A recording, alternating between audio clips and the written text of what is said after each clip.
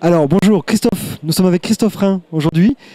Christophe Rhin, c'est pas ta première présence à Ludovia, tu étais là bien avant que moi j'y mette les pieds.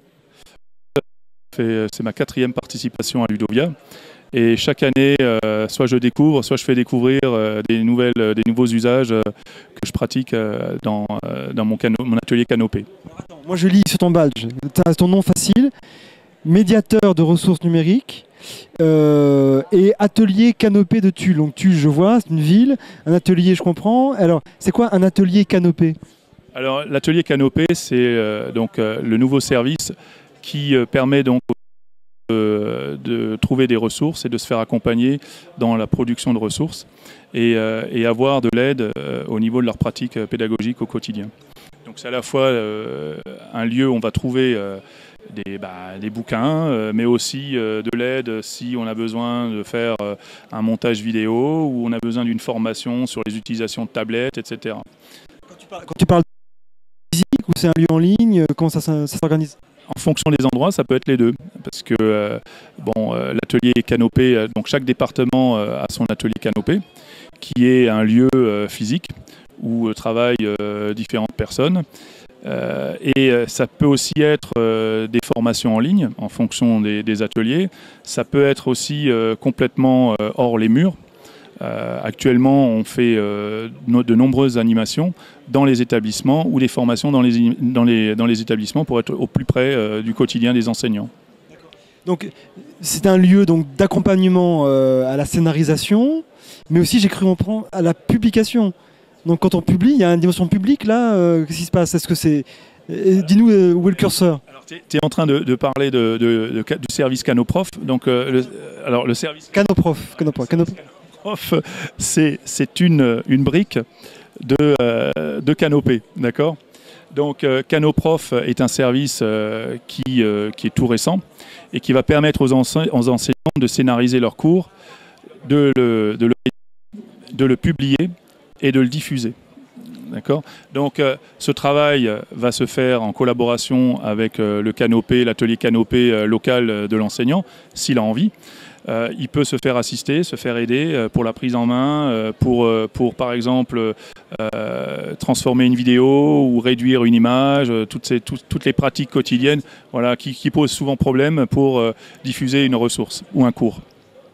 Alors là, on est dans un format ouvert, fermé, francophone, francisé, multiplateforme, interopérable, sur quoi on joue là? Bah, t'as répondu. Donc c'est un modèle documentaire qui a été développé à destination des enseignants du primaire et du secondaire sur une chaîne éditoriale qui s'appelle Scénari, qui a été à l'origine développée par l'UTC de Compiègne et qui est très utilisée dans le supérieur, hein, je veux dire, avec le modèle Opal, Dokiel, etc. Donc nous, au niveau de la Corrèze, on s'est penché sur la problématique puisque on a grosso modo 12 000 tablettes distribuées par le Conseil général à tous les élèves de collège et les enseignants de collège. Donc ça pose un problème de mise à disposition des ressources. Et donc forcément... Quand tu parles de problème de mise à disposition des ressources, c'est bêtement des problèmes de connexion, de transfert. Tout ce que tu viens de dire, ça, en fonction des établissements, tu vas avoir un débit trop faible pour que l'élève puisse accéder en ligne. Dans l'autre établissement, la connexion est bonne, mais le prof veut envoyer une fiche d'observation sur les tablettes. Comment je fais? Parce que bon, on est quand même les trois quarts, on est resté à la clé USB, au cloud maintenant. Mais sur la tablette, ça posait quand même des soucis. Faut bien comprendre que la tablette en Corrèze, ça fait plus de 5 ans maintenant. Donc on était à l'origine de cette... Des modèles de tablettes qui n'ont pas de port USB, forcément. Ah non, sur l'iPad, il n'y a pas de port USB. Et puis bon, maintenant, tous les enseignants s'en passent bien parce que les outils ont suivi, quoi. Et qu'on leur a aussi montré les différentes techniques pour pouvoir le faire. Donc là, tu nous parles de publication de l'enseignant à destination des élèves. Ça se résume à ça? Alors ça peut se résumer à ça, mais tu as aussi maintenant de plus en plus d'enseignants qui font produire des ressources aux élèves et qui veulent les récupérer pour les évaluer. Donc là aussi, alors on a par exemple, je crois qu'il y a 2 ans, il y a eu un tram académique sur la Corrèze pour faire du zéro papier. hein. Donc ils ont 0 papier.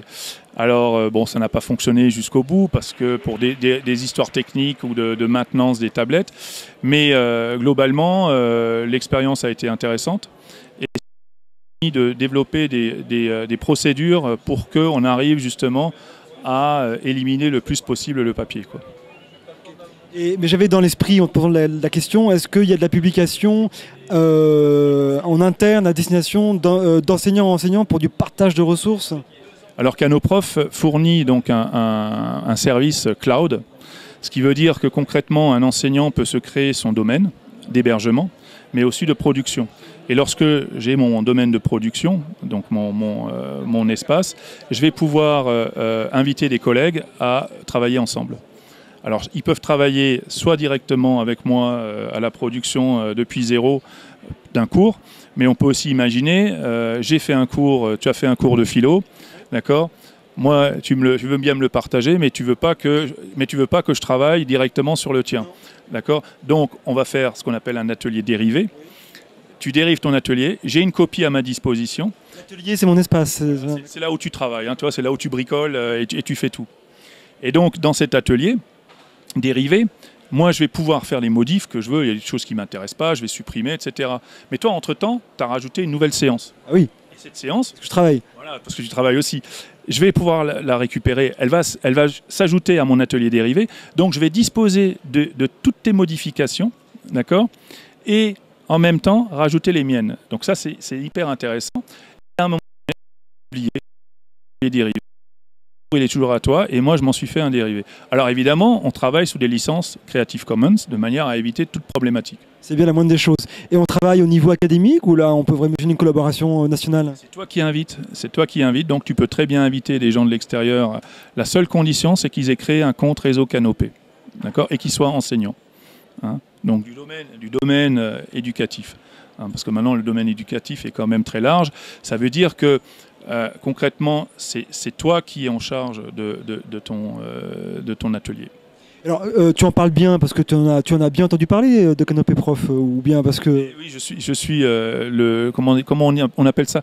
Ah oui, je suis chef de projet développement du Canoprof. Donc 9 mois que je suis dessus et nous sommes une petite équipe à travailler tout autour de ce projet qui est national. Donc on peut souhaiter au chef de projet Christophe Rhin et à Canopé Prof une belle naissance, une bonne vie. Merci Christophe. Au revoir.